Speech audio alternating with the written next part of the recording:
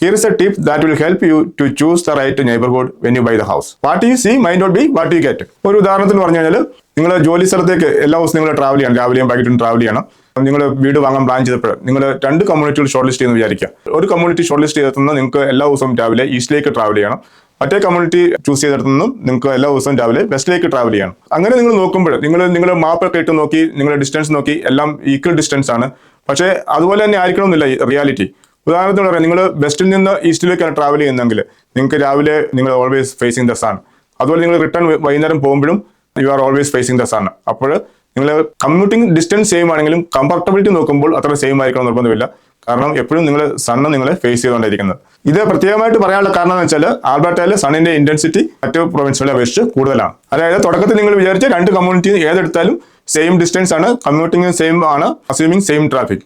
But റിയാലിറ്റിയിൽ അങ്ങനെയല്ല. അതാണ് പറയുന്നത് what you see may not be what you are getting. അതുപോലെ ഈ പോയിന്റ് മറ്റു പല കാര്യങ്ങൾക്കും ബാധകമാണ്. ഉദാഹരണത്തിന് നിങ്ങൾ 2 കമ്മ്യൂണിറ്റി നിങ്ങൾ ചൂസ് ചെയ്തത് ഹൈവേയുടെ സമീപമാണെന്ന് വിചാരിക്കുക.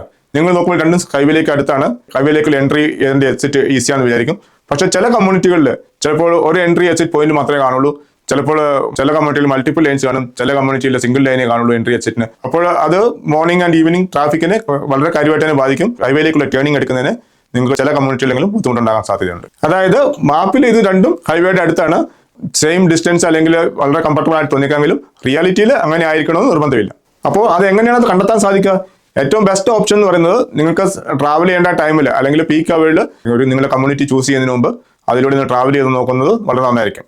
മറ്റൊരു ഓപ്ഷൻ എന്ന് പറയുന്നത് നിങ്ങൾ നന്നായിട്ട് റിസർച്ച് ചെയ്യുക. കൂടുതൽ റിസർച്ച് ചെയ്യുന്നവരും കൂടുതൽ കാര്യങ്ങൾ മനസ്സിലാക്കാൻ സാധിക്കും. എന്നാൽ നിങ്ങൾ ഇനിഷ്യൽ നിങ്ങൾ നെയ്ബർഹുഡ്സ് ഒക്കെ ഷോർട്ട് ലിസ്റ്റ് ചെയ്യുന്നതിന് മുമ്പ് ഈ ഓൺലൈൻ റിസർച്ച് ഒക്കെ വളരെ നല്ലതാണെങ്കിലും ഒരു ഫൈനൽ ഡിസിഷൻ എടുക്കുന്നതിന് മുമ്പായിട്ട് റിയാലിറ്റി ഒന്ന് ചെക്ക് ചെയ്യുന്നത് നല്ലതായിരിക്കും. അതുപോലെ തന്നെ ഹൈവേയുടെ ഒക്കെ അടുത്ത് കിടക്കുന്ന നെയ്ബർഹുഡ്സിൽ നൈറ്റിൽ ഹൈവേ നോയ്സ് വളരെ കൂടുതലായിരിക്കും. നിങ്ങളൊരു പീക്ക് അവറിൽ ട്രാവൽ ചെയ്ത് കഴിയുമ്പോൾ അത് വേണ്ടത്ര നോട്ടീസ് ചെയ്യണമെന്ന് നിർബന്ധമില്ല.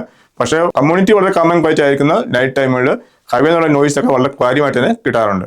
അപ്പോൾ ഇങ്ങനെയുള്ള കാര്യങ്ങളൊക്കെ അറിയണമെന്നുണ്ടെങ്കിൽ നിങ്ങൾ കുറച്ചുകൂടെ ഡീപ്പായിട്ട് റിസർച്ച് ചെയ്യുന്നത് നല്ലതായിരിക്കും. അല്ലെങ്കിൽ ഒരു എക്സ്പീരിയൻസ്ഡ് റിയൽറ്റർക്ക് നിങ്ങളെ കൂടുതൽ സഹായിക്കാൻ സാധിക്കും. അതുപോലെ തന്നെ ചില കമ്മ്യൂണിറ്റികളിൽ റെയിൽവേ ലൈൻസ് ക്രോസ് ചെയ്യുന്നത് നമ്മൾ കണ്ടിട്ടുണ്ട്.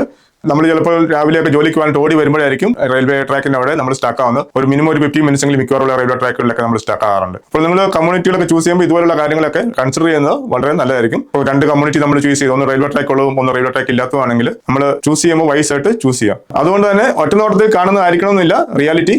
What you see might not be what you get. If you want to know more, check out the full video on our YouTube channel. Link is in the description.